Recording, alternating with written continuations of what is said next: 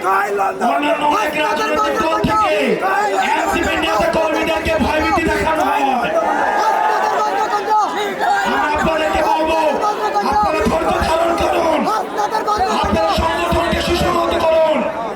উপজেলা পর্যায়ে, ইউনিয়ন পর্যায়ে, ওয়ার্ড পর্যায়ে আগামী 1 মাসের মধ্যে আমাদের কমিটিগুলো সংহত করুন।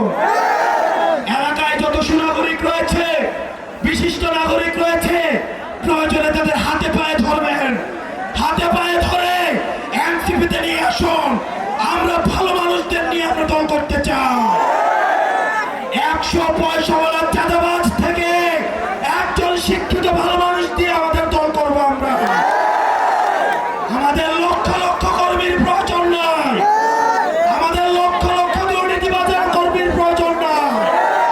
আমাদের 10টা ভালো মানুষ নিয়ে হলেও আমরা রাজপথে আমাদের লড়াই অব্যাহত রাখবো। প্রিয় কিশোরগঞ্জবাসী, আমাদের এনসিপিকে সুসংহত করতে হবে।